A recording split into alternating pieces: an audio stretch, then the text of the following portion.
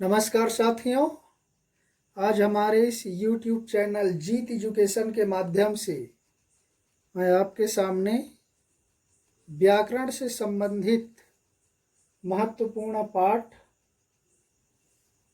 वाक्य भेद और वाक्य रूपांतरण के संबंध में चर्चा करना चाहता हूँ। हमारा आज का प्रमुख विषय है रचना के आधार पर वाक्य के भेद। इसके पहले हम वाक्य भेद के अंतर्गत ये रचना के आधार पर वाक्य भेद आता है। वाक्य के पहले पद आता है, पद के पहले शब्द आता है, शब्द के पहले ध्वनि या वर्ण आता है। भाषा की सबसे छोटी इकाई ध्वनि जो मुख से उच्चरित होता है उसको या लिखित में वर्ण को माना जाता है, वर्ण समूह। और भाषा की लघुतम सार्थक स्वतंत्र इकाई को ही शब्द कहते हैं। सार्थक बोल रहा है, देखिए, निरर्थक शब्द नहीं।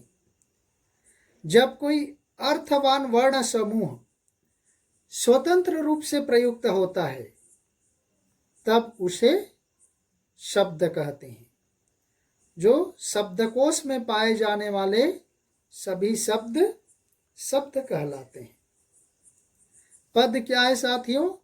जब कोई शब्द वाक्य में प्रयुक्त होता है और वो स्वतंत्र नहीं रहता, उसमें अन्य पदों से संबंधित विभक्तियां लग जाती हैं, कारक चिन्ह लग जाता है, तब वह पद कहलाता है। और पद के 5 भेद होते हैं: संज्ञा, सर्वनाम, विशेषण, क्रिया और अव्यय। तो यहां पर है वाक्य। वाक्य शब्दों का सार्थक समूह है जो व्याकरणिक नियमों के अनुसार होता है, व्याकरणिक नियमों के अनुरूप हो, उसी को ही वाक्य कहा जाता है। और वाक्य के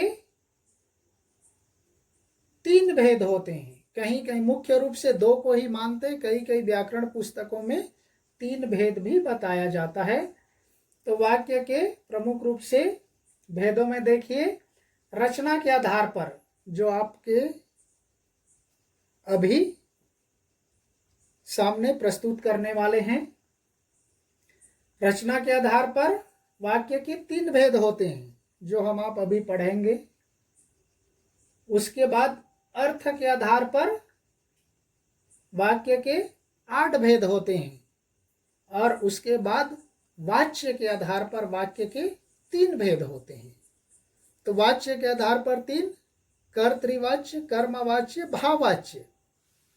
कर्तृवाच्य कहीं कहीं पर 2 ही बताते, कर्तृवाच्य और अकर्तृवाच्य जोड़ देते, अलग से भाववाच्य नहीं रहता है। दूसरे, अर्थ के आधार पर 8 भेद: विधानवाचक या विधिवाचक, निषेधवाचक, आज्ञावाचक, प्रश्नवाचक, इच्छावाचक। ये इस तरह के 8 भेद होते हो। बहुत लंबा जाता है, हम उस पर किसी और दूसरे वीडियो में चर्चा करेंगे। और आज का हमारा टॉपिक है रचना के आधार पर वाक्य भेद। तो रचना के आधार पर वाक्य के 3 भेद होते हैं जो आपके सामने प्रस्तुत है। देखिए, सरल या साधारण वाक्य, दूसरा संयुक्त वाक्य और तीसरा है मिश्र वाक्य। तो देखिए, सरल या साधारण वाक्य, नाम से ही पता चलता है साथियों, सरल, जिसमें किसी तरह का अव्यय शब्दों का प्रयोग नहीं होता है, किसी तरह का उसमें घुमाव फिराव नहीं होता, सीधे सीधे वाक्य बनता है। उसको सरल या साधारण वाक्य कहते हैं। क्योंकि वाक्य बनाने के लिए 3 चीजें होती हैं: कर्ता, कर्म, क्रिया। जैसे आप अंग्रेजी में पढ़ते, इसका अपोजिट होता है सब्जेक्ट, वर्ब, ऑब्जेक्ट। तो उसमें से, उन तीनों में से, कर्ता कर्म क्रिया में से कम दो चीजें होनी चाहिए। केवल एक होने से वाक्य नहीं बन सकता, कम से कम दो होनी चाहिए। कर्ता क्रिया होनी चाहिए, कर्ता कर्म होनी चाहिए, या कर्म क्रिया होनी चाहिए, ऐसा कुछ तो दो होनी चाहिए, तभी वह वाक्य बनता है। तो सरल वाक्य परिभाषा में देखिए क्या लिखा है। जिस वाक्य में एक उद्देश्य तथा एक विधेय होता है वह साधारण वाक्य कहलाता है। एक उद्देश्य कहा जाता है कर्ता को, और विधेय कहा जाता है उद्देश्य के विषय में जो कुछ कहा जाता है उसी को कहा जाता है विधेय। तो जहाँ पर एक उद्देश्य और एक विधेय होता है वही साधारण वाक्य है। या दूसरे शब्दों में देखिए, स्वतंत्र रूप से प्रयुक्त होने वाला उपवाक्य, जो स्वतंत्र रूप से प्रयुक्त होता है वह उपवाक्य ही वास्तव में सरल वाक्य होता है साथियों। तो इस तरह से सरल वाक्य बिल्कुल सीधा साधा कर्ता कर्म क्रिया के आधार पर प्रयुक्त होता है। उदाहरण देखिए, मुकेश पढ़ता है। देखिए ये सीधा कर्ता और क्रिया आ गया। दूसरा में पानी बरस रहा है। तीसरा बच्चे मैदान में खेल रहे हैं, तीनों आ गया कर्ता कर्म क्रिया। चौथा धूप निकल रही है। पांचवा पवन फुटबॉल खेलता है। छठवां राकेश ने भोजन किया। ये इस तरह से सरल वाक्य कर्ता कर्म क्रिया के आधार पर सीधे सीधे प्रयुक्त होता है, वह होता है सरल वाक्य। चलते हैं दूसरे प्रकार की ओर, संयुक्त वाक्य। संयुक्त वाक्य साथियों, पहले इसकी परिभाषा देख लेते हैं, बाद में डिटेल पे चलेंगे। जिस वाक्य में दो या दो से अधिक स्वतंत्र वाक्य योजक शब्दों, जिसको कहा जाता है अव्यय शब्दों के द्वारा जुड़े होते हैं, उसे संयुक्त वाक्य कहा जाता है। देखिए साथियों, सरल वाक्य का क्या था? सीधा कर्ता कर्म क्रिया था, एक ही था। संयुक्त वाक्य नाम से ही पता चल रहा है संयुक्त, अंग्रेजी में बोलते हैं कंबाइंड सेंटेंस। तो संयुक्त वाक्य में दो वाक्य जुड़े होते हैं, दो स्वतंत्र वाक्य। जब उस संयुक्त वाक्य से जो अव्यय शब्द है, योजक शब्द है, उस योजक शब्द को निकाल दिया जाता है तो दो स्वतंत्र वाक्य बन जाते हैं। और जब वो दोनों को मिलाया जाता है तो उसके बीच में वो योजक शब्द, यो अव्यय शब्द जो यहाँ पर है, देखिए योजक शब्द में और, तथा, एवं, इसलिए, अतः, परंतु, किंतु, या, नहीं, नहीं तो, अन्यथा, या वरना, ये ऐसे शब्द प्रयुक्त होते हैं। वास्तव में साथियों ये समुच्चय बोधक अव्यय के शब्द हैं। अव्यय के चार भेद होते, जो पद का पांचवा प्रकार है। पद के पांच भेद बताया, उसमें पांचवा है अव्यय, और अव्यय के होते हैं चार भेद। और पहला है क्रिया विशेषण अव्यय, दूसरा संबंध बोधक अव्यय, तीसरा समुच्चय बोधक अव्यय, और चौथा है विस्मयादि बोधक अव्यय।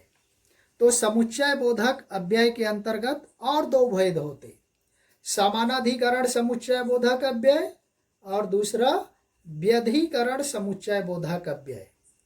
समानाधिकरण अव्यय के अंतर्गत और, या, किंतु जो वहां पर लिखा हुआ है देखो,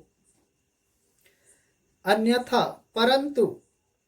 व्यधिकरण के अंतर्गत यद्यपि, तथापि, कि, मानो, क्योंकि, इसलिए, ये इस तरह के शब्द प्रयुक्त होते हैं जो मैंने आपको प्रमुख प्रमुख शब्दों को लिखा दिया हूं, जहां पर आपको देखते हुए पता चल रहा है जो ज्यादातर शब्द प्रयुक्त होता है और इसलिए, परंतु, किंतु, या के जगह में अथवा भी प्रयुक्त होता है।